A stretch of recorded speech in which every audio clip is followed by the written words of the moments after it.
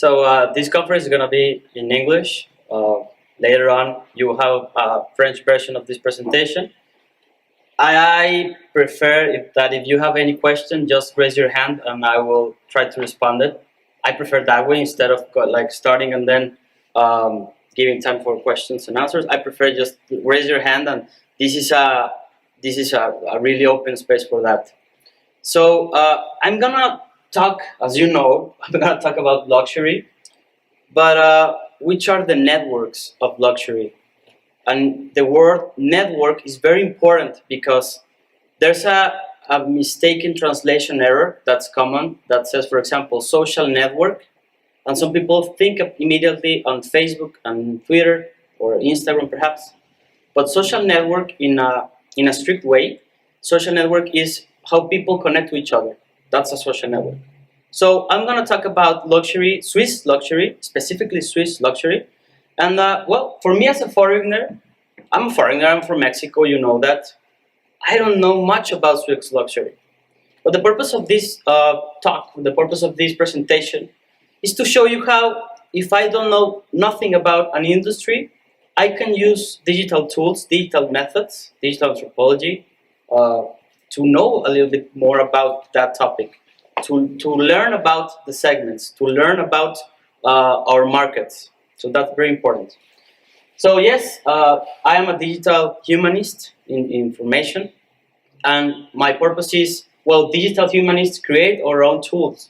If there's something that we need, if there's a tool that we need, we create it for the purpose of our own research. So that's the importance of digital humanities all around. So, well, what I did was use, I know Ipsos is a programmer, perhaps he may know a little bit about this. I use this search API tool to scrape, to do a web scraping about what are the people from Switzerland, the people from Neuchâtel asking Google about luxury.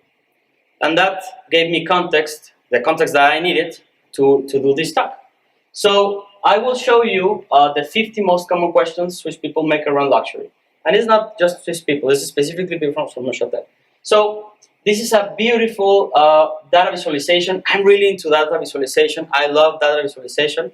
I was speaking with Nadia, and I showed her some data visualizations. So these are the 50 most asked questions about luxury. We can see, for example, here, which luxury car is cheapest to maintain. Obviously, I translated these words to English. They were written in French and in Swiss German. So yes, there are a lot of questions, but I cannot answer all of them. So that's why I just chose these 4 questions, which I can respond or try to respond. So the first one is, will the luxury industry grow post-coronavirus, post-pandemic? That's a common question that I'm trying to answer. Then, how to sell luxury in China?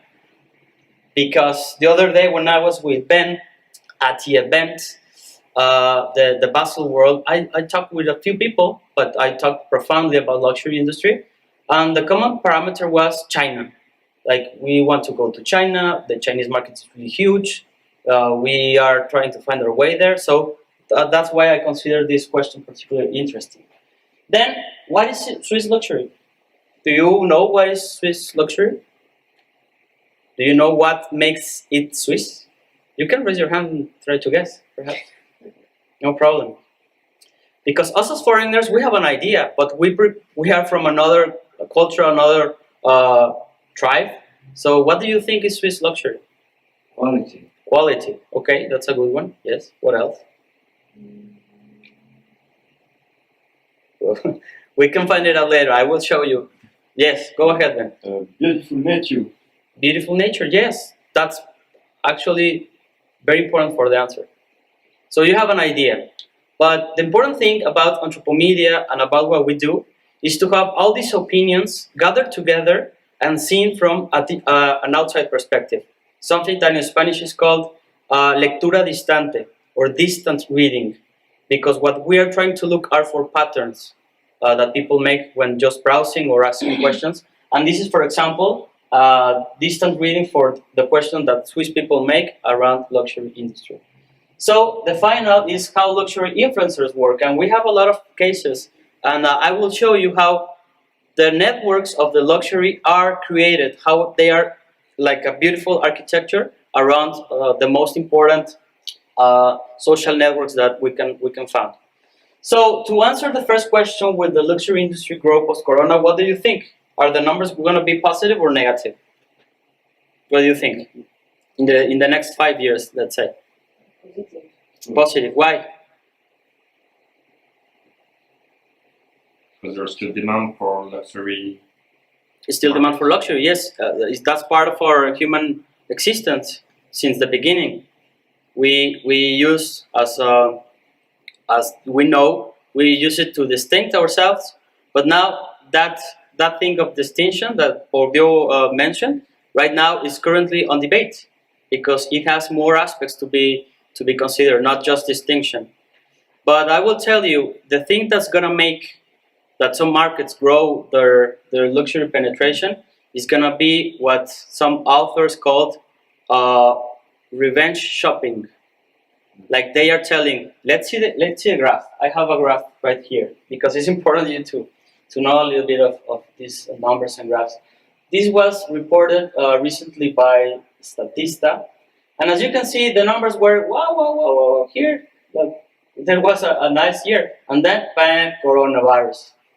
So the people that was usually buying luxury by 2019 now went like, no, I cannot buy luxury anymore because I need to be in my house, and who am I gonna show my watch? Who's gonna see my dress? I cannot travel to the place that I love, so that's why it went down. But now 2021, vaccination, great global efforts, and now that's why this revenge shopping is a thing now. Revenge shopping is like, no, the things that I didn't get in the past year, I want them now. So that's why the numbers are really positive for the upcoming years. So this is what's really interesting to me. This is the luxury goods average revenue per capita by top 5 countries in US dollars. All the numbers is in United States dollars. So 2015, here's 2021. We can see Switzerland is right here. It has a growth, but not a really important growth. But then what's going on here? This is Singapore is taking place. So that's why the Chinese factor, the Singapore factor, the Asian factor is important to be discussed in Switzerland and for this industry in particular. What are the people from other cultures, from the other side of the world, doing to satisfy these demanding luxury goods? And this is the luxury watches and jewelry market in billion US dollars. So right now it's just luxury watches and jewelry. And well, the numbers are still positive for the next years.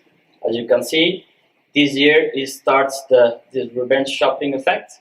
So it will follow a nice path, I think. And then the luxury watches and jewelry market in top 5 countries in billions of dollars. As you can see, well, now the mainland China, as you can see, it's really huge. And that's the way it leads me to the next question, the China factor. It's important to position maybe or research anthropologically the Chinese culture in order to understand which is the best path to acquiring them and to be relevant for them. So there's a saying in Chinese that says, fish doesn't understand the water. And I think that can apply for the Swiss luxury industry because Swiss people know about watches and know about luxury, but sometimes they can forget about that there are other factors around, there are other ecosystems. So let's see what we can learn about Chinese people. Well, this is a tough example that I will show you. This happened recently, a few years ago. See these images. What's going wrong with those images? It was a total failure from Versace and Coach in China. What do you see in the images? What's the error that they made? My car was Chinese. Exactly, and the same happens to Hong Kong. So they insulted their culture by by passing through a very important topic that's I think that is not debatable in China. They tried to apologize about that, but it was it was worthless because now people said, "Oh, you are just phony. You don't understand our culture. Versace, you can go to hell." And this letter was even signed by Donatella Versace. So by herself, she was trying to apologize because of an error that was cultural, and now they got a lot of ban. They banned their brands in China.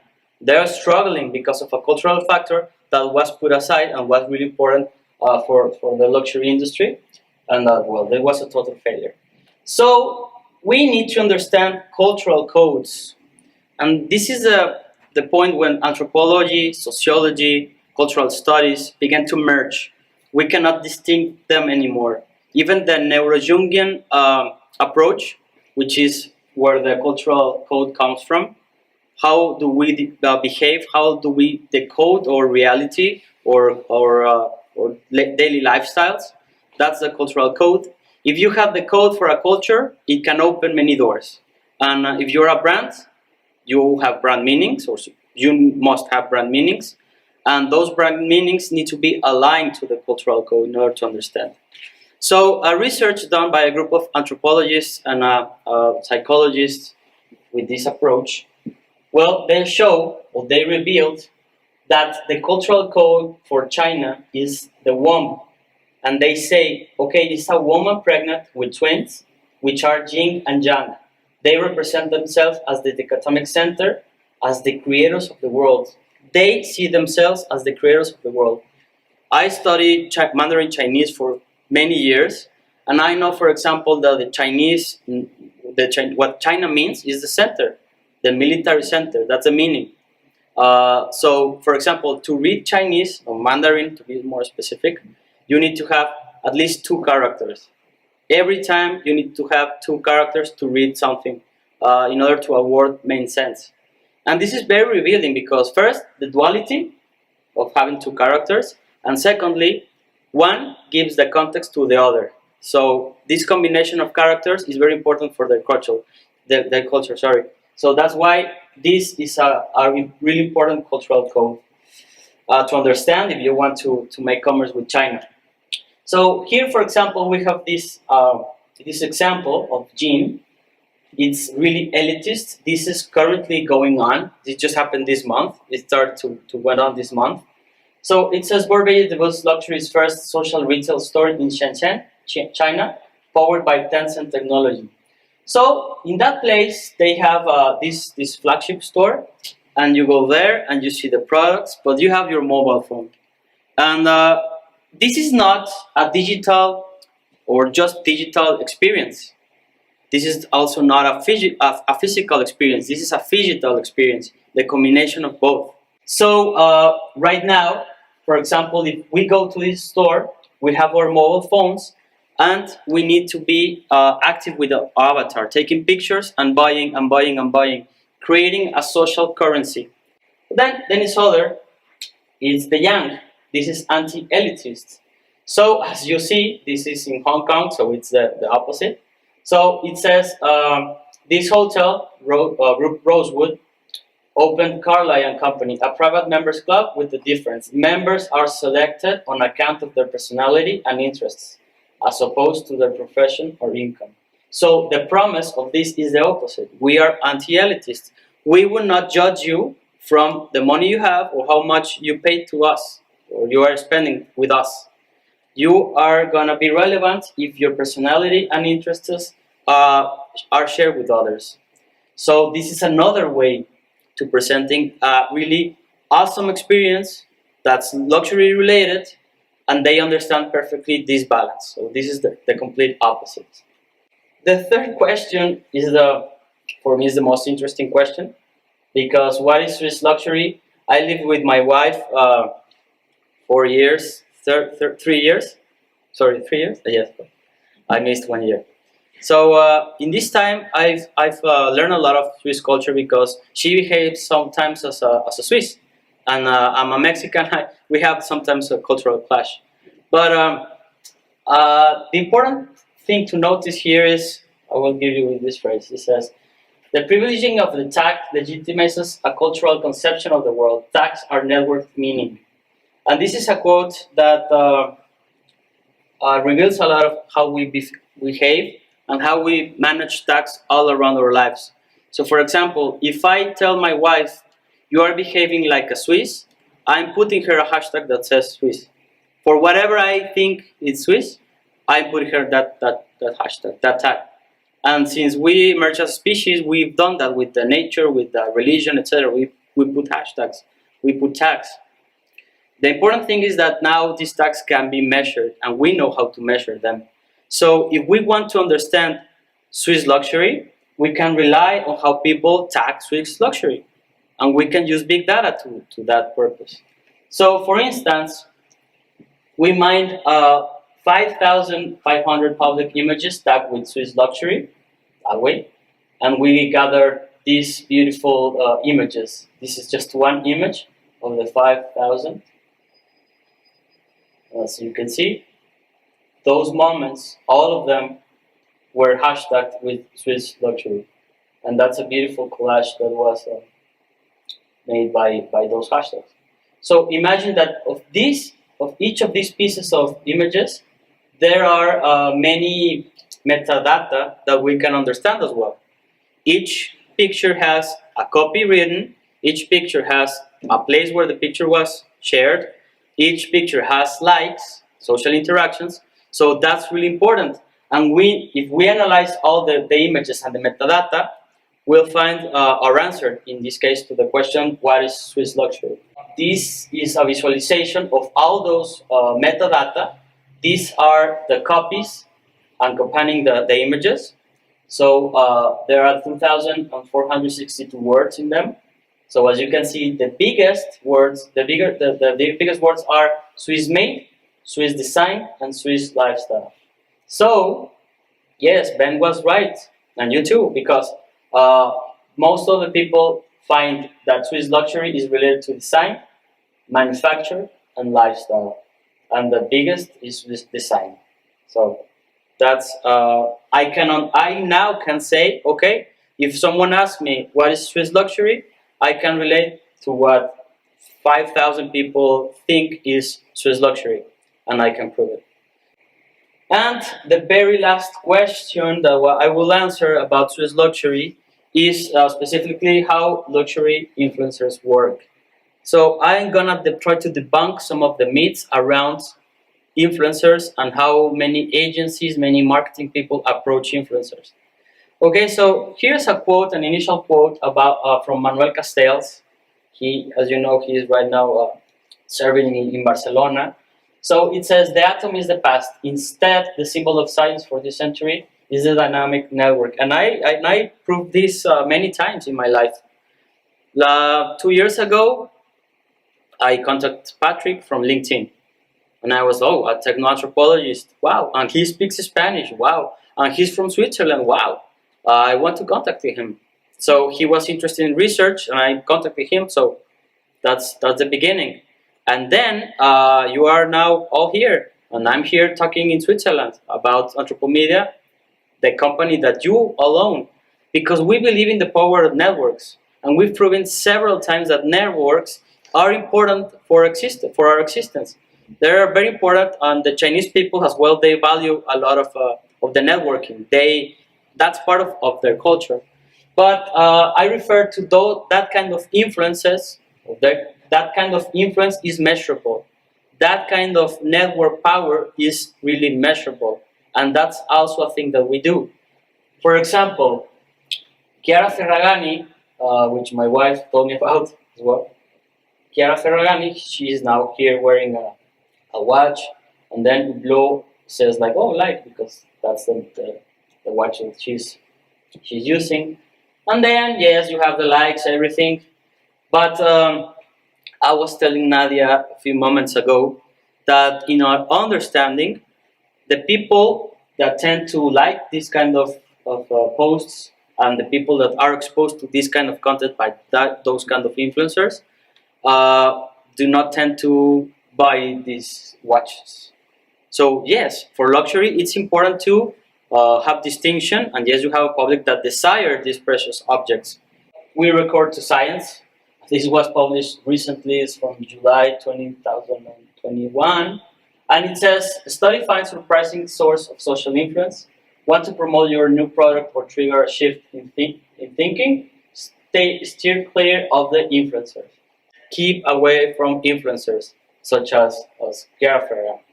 Yeah, I mean, yes, she can work for some purposes. If you are, for example, your strategy is focused on reach, yes, she will give you reach, no doubt. But if you want sales, you need to create your own virtuous network of people that can buy your luxury goods. I will explain how networks are constructed, how we analyze social networks in big scales, which is part of our method. And this is a great example to show it. It's called a sociogram, which is a method taken from social psychology. Levin Moreno invented many years ago. So each of these circles is a node. You can see node as users, as people, in this case. So let's say each node is one person. The links between these nodes are how people connect to each other. Depending on the type of data that we have, we will have structured networks, directed networks, and many kind of networks. So let's say in this case is a following relationship. So if this node has a link to this node, it's because he follows she.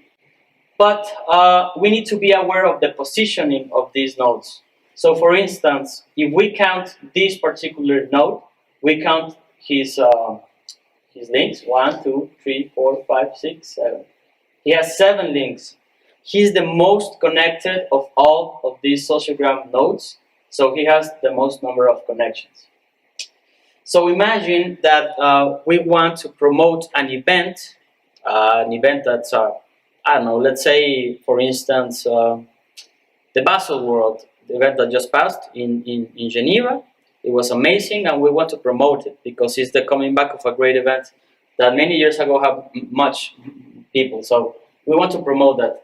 If we have access to a sociogram, and we find that in all the community, as I will say the word community, in the community related to Basel World, we find someone which is the most connected node of all, he will be a good spreader of that message. And if he is related to the watch industry, if everyone knows him or her, well, I will be talking to him or her about promoting my event because he has the most of connections there. So that's just one metric. But we also have closeness, access of the nodes quicker than others. So if it's an emergency and I need everyone in this sociogram to be informed by some event, probably it was canceled. So no, not the press. I need to spread the word the fastest way possible. He will spread the news faster. He has less connections to reach each of the nodes. That's the fastest way to go around. And then we have the betweenness node. That's the metric from social network analysis. It's called betweenness. So if we have a tribe right here, which a tribe is basically some of the nodes that share the same social meanings and values, but they are all connected to each other. That's a tribe for us. That's the easiest definition. So this is a tribe. And we have here another tribe. So this node is not as connected as this. This node just has 1, 2, 3, 4 connections. He's not the connector with the most links, but his position in the sociogram makes it possible to connect this tribe to this other tribe. So let's say we have a luxury brand that is getting old, and people don't like that anymore because it's too classic. They stay forever in a really classic way, and their business objective right now is to have the attention of younger clients, younger people, probably Generation Z or whatever. If this is the tribe of this old brand, and this is a tribe that's mainly composed by people from Generation Z, well, this node is the only one that can connect me to that. This is a really small sociogram, but what if we start analyzing sociograms that have thousands of users, thousands of relationships. How can we manage that? So, for example, we have this Swiss wine selection. That's a digital public place where we have all of these users following this account. In this case, this is just an example. We can do this in Instagram, Facebook, and mostly all of the social media platforms. But for example, we have Swiss wine selection, and here we will see in the sociogram all the people that are following them.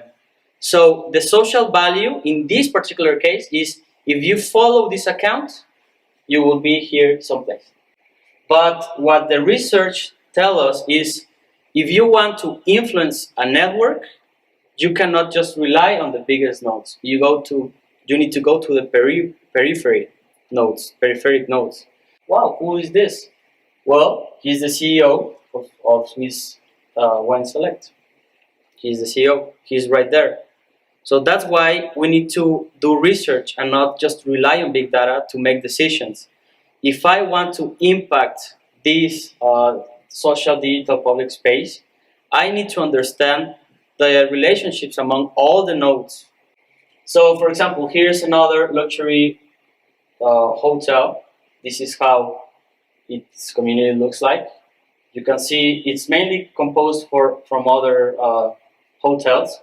So probably they go with you and say, okay, I'm the Kulm luxury hotel. I want you to do an event in my lobby because you sell luxury watches and I'm a luxury hotel. We'll stock, okay. And I will probably they say, I'm gonna do something about this event. I will promote it in Twitter or in Facebook, okay. So we can have all the metadata of these nodes as well. As in the previous example that I showed you the images, we also have the metadata of each node. Their location, their biography, what they share, a lot of metadata that's obviously public. So if we want to understand using distant reading, remember that term, distant reading approach, we can understand the collective values or the collective information of that particular community. And we have these beautiful visualizations. For example, these from all these followers, these are the locations.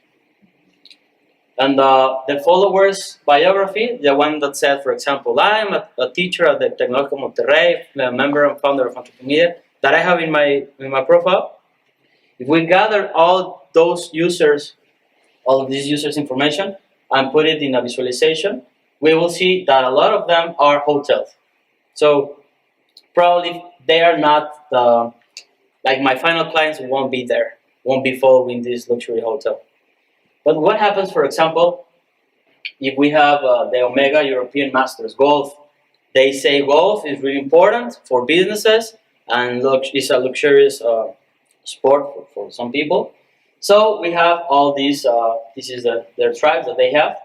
As you can see, they share, or their nodes are kind of similar in size. That's an important thing that we need to understand because it says that most of them follow each other. It's a really close community. The tribes are really close together. And this one is completely different from this nucleum because they are a little bit aside. So as well, the followers' location, United Kingdom, England, Switzerland, Swiss, Ireland, Schweiz. And then here we can see the followers' biography.